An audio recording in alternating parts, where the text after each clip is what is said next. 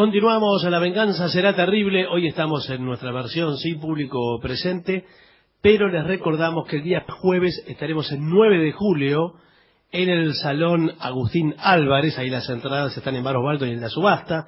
El viernes volveremos a Buenos Aires y haremos la matiné a las 8 de la noche en el Caras y Caretas, en Venezuela 330, único día de esta semana en Buenos Aires. Y el sábado estaremos en Luján, en el Teatro Trinidad Guevara, a las 9:30 de la noche. Hablaremos esta noche de serendipia. Nuestros oyentes se preguntarán qué demonios es eso. Sí. Vamos a ver.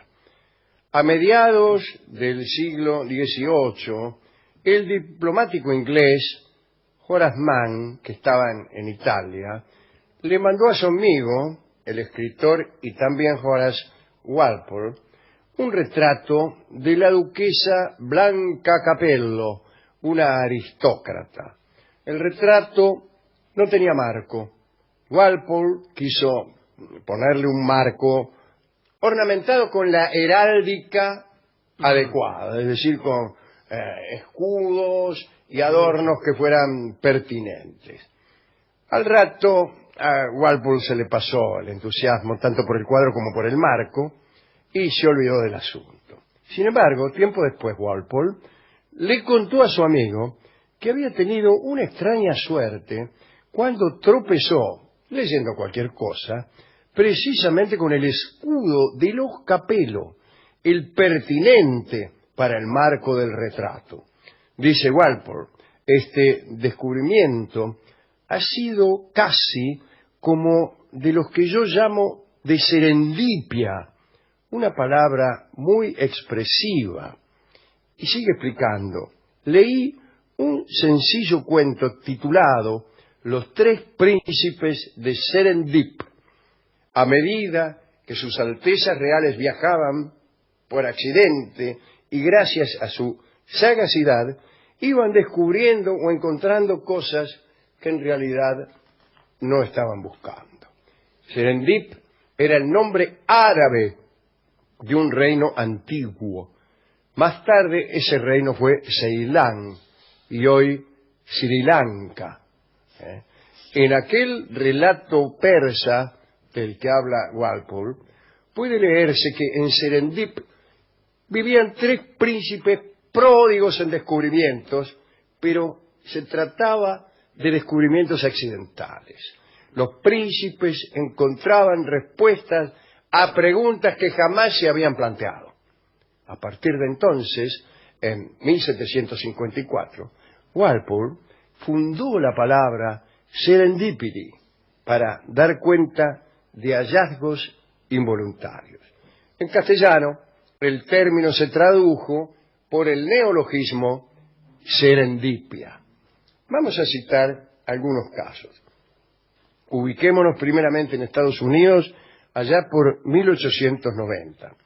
El médico adventista, disculpen ustedes, Sí. John Harvey Kellogg, director del sanatorio Battle Creek, en Michigan, experimentaba en la producción de alimentos saludables para sus pacientes, como parte de un estricto régimen vegetariano. La dieta estaba compuesta por alimentos blandos, excluía el alcohol, el tabaco y la cafeína. Como seguidor de Sylvester Graham, partidario de la abstinencia sexual, inventor de las Graham Crackers y otros alimentos, Kellogg creía que los alimentos picantes o dulces aumentaban la pasión. Eso creía Kellogg. Decía este médico que, disculpen ustedes, el onanismo y las relaciones sexuales producían hasta 39 dolencias, tales como epilepsia, acné, mala postura, rigidez en las articulaciones, debilidad, falta de desarrollo, palpitaciones, falta de memoria y no me acuerdo qué otra cosa. El propio doctor Kellogg se casó con Ella Eaton pero el matrimonio nunca llegó a consumarse y el mismo Dr. Kellogg en sus escritos indica que se trató de abstinencia libremente elegida conforme a sus principios. La pareja vivió en casas separadas, no tuvieron hijos biológicos, pero criaron a más de 40. Kellogg creía que la comida simple y sana era capaz de reprimir los impulsos más primarios del hombre. En ese marco, un día el Dr. Kellogg y su hermano Will K. Kellogg dejaron reposando ahí una porción de trigo cocido mientras resolvían algunos asuntos del sanatorio. Al rato encontraron que el trigo se había endurecido, pero como el presupuesto del sanatorio era muy bajo y no podían tirar nada, decidieron seguir con el proceso, forzándolo con rodillos y esperando obtener de la masa rígida hojas delgadas y largas. Para su sorpresa, lo que obtuvieron, en cambio, fue unas pequeñas hojuelas, las cuales tostaron y convidaron a sus pacientes, a quienes les encantaron. Este acontecimiento ocurrió el 8 de agosto de 1894 y los hermanos registraron una patente bajo el nombre de Granollers. Decía contento el Dr. Kellogg que los copos de maíz tendrían una propiedad antiafrodisíaca y disminuirían el deseo sexual de los fieles. El hermano Will K. Kellogg, que trabajaba como director administrativo del sanatorio, decidió comercializar el nuevo alimento en 1906. Fundó la Battle Creek Company.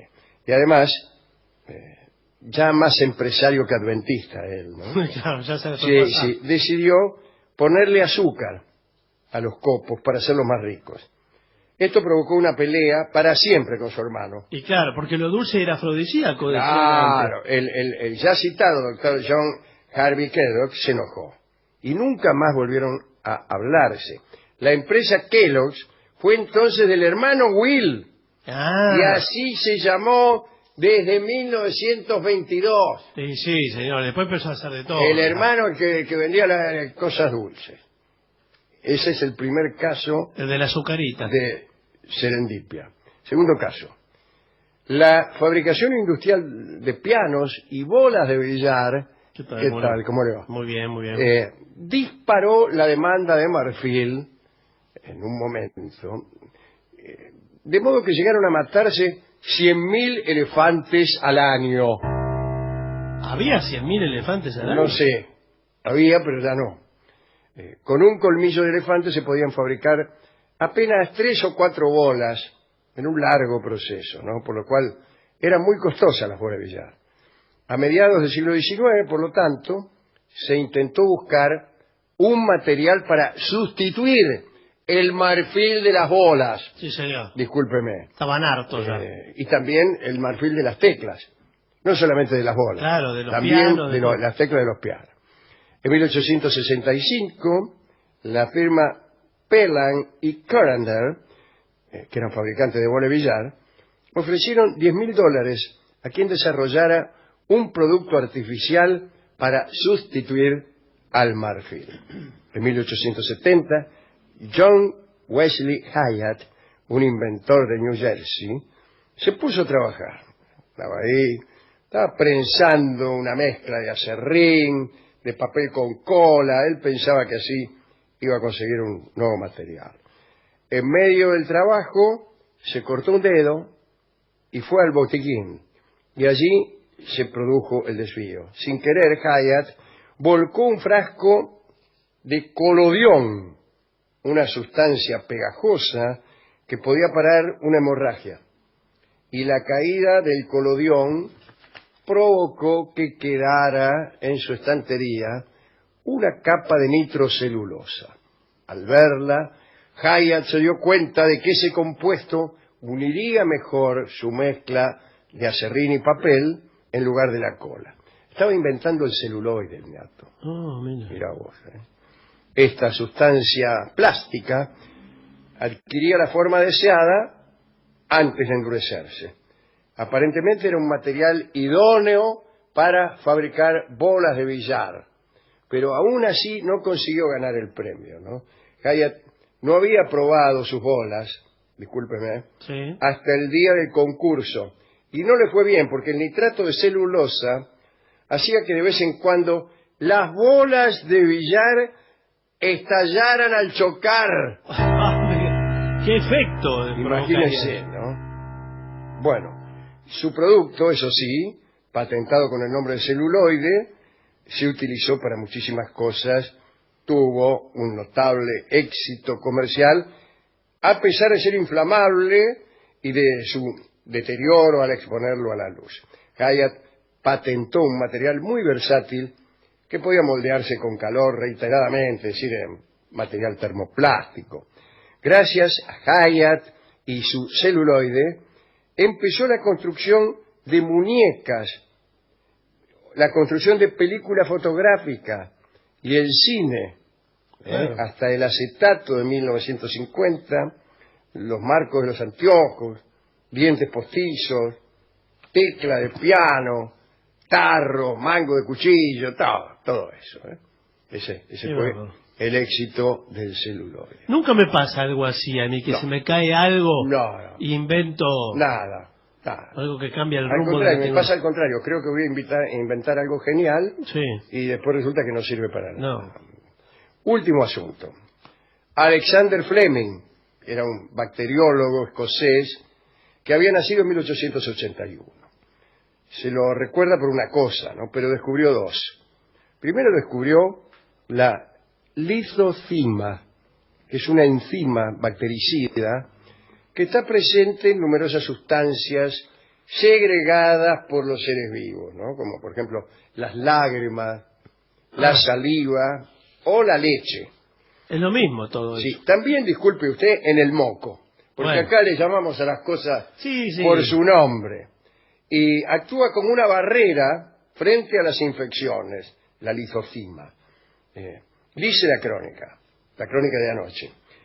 La escupida procedente de un estornudo cayó sobre una placa de Petri en la que crecía un cultivo bacteriano. Unos días más tarde, Fleming notó que las bacterias habían sido destruidas en el lugar donde se había depositado el fluido nasal, vamos a llamarlo así, ¿no? Qué elegante. A partir de entonces se le reconoce a Fleming el descubrimiento de las propiedades de esas enzimas. El laboratorio de Fleming estaba habitualmente desordenado. Era un tipo así, yo Sí. lo hacía más pulcro. Sí, más lo que resultó una ventaja para el siguiente descubrimiento. En 1928, cuenta un testigo directo de ese momento serendípico, que fue el doctor Melvin Price, colega y amigo de Fleming. Price cuenta que Fleming estaba haciendo una serie de estudios con estafilococos para incluirlos en un manual de microbiología. Bueno, Price había iniciado los experimentos, luego se había marchado del laboratorio sin terminarlos. Fleming los estaba completando. Ahí andaba, rodeado de placas con cultivos de estafilococos, y de pronto encontró una de estas placas con una contaminación con moho. La observó y, según relata Price, vio que donde crecía el moho había zonas en las que habían desaparecido los estafilococos. Tomó una muestra, la guardó y fue su primer cultivo con el hongo Penicillium. De la penicilina. Claro, mirá lo que descubrí, le dijo a la mujer. El hongo Penicillium. Me tenés cansada. Productor de la penicilina. Y aquella sustancia que diluía las bacterias se llamó así, ¿no? La comunidad científica creyó que la penicilina solo sería útil para tratar infecciones banales. ¿Qué quiere decir? Un resfrío, una pavada. Una porquería. Y no le prestó atención. Sin embargo, la penicilina despertó el interés del gobierno de Estados Unidos durante la Segunda Guerra Mundial y financiaron investigaciones, aparecieron unos químicos que desarrollaron un método de purificación de la penicilina y ya estamos ahora todos sanos gracias al doctor Fleming y a todo esto. Que anduvo escupiendo por ahí. Anduvo escupiendo por ahí. Así fue. En 1945, de manera conjunta, recibieron el premio Nobel en medicina Alexander Fleming, Howard Florey y Ernest Chain por el descubrimiento e industrialización de la penicilina. Algunos critican, ¿veo cómo es la gente? ¿Quiénes? ¿Los homeópatas? Sí, los envidiosos. No, los envidiosos sí, no. Los farmacéuticos, señor. Critican que Fleming no debió recibir el premio porque solamente hizo una observación sobre un error que había cometido. Porque fue de casualidad. Pero se le ocurrió después, porque... No importa. Último detalle. Fleming no patentó su descubrimiento creyendo que así sería más fácil la difusión de un antibiótico sin titularidades molestas. Así que ahí lo tiene. Todo bien. Voy a leer una pequeña fabulita que tiene que ver con esto de inventar cosas por casualidad. Se llama El burro flautista, de Tomás de Iriarte. Esta fabuliza, salga bien o mal, me ha ocurrido ahora por casualidad. Cerca de unos prados que hay en mi lugar, pasaba un borrico por casualidad. Una flauta en ellos halló, que un zagal se dejó olvidada por casualidad. Acercóse a olerla el dicho animal y dio un resoplido por casualidad.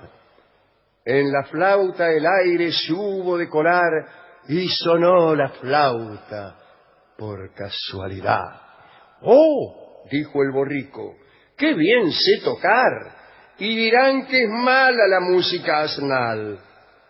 Sin reglas del arte, borriquitos hay que una vez aciertan por casualidad.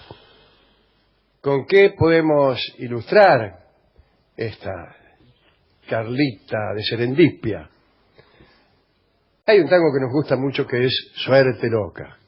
Vamos a escuchar una antigua y extraordinaria versión de Charlo. Un Charlo muy joven, pero aún así muy, pero muy atrayente. Suerte Loca canta Charlo.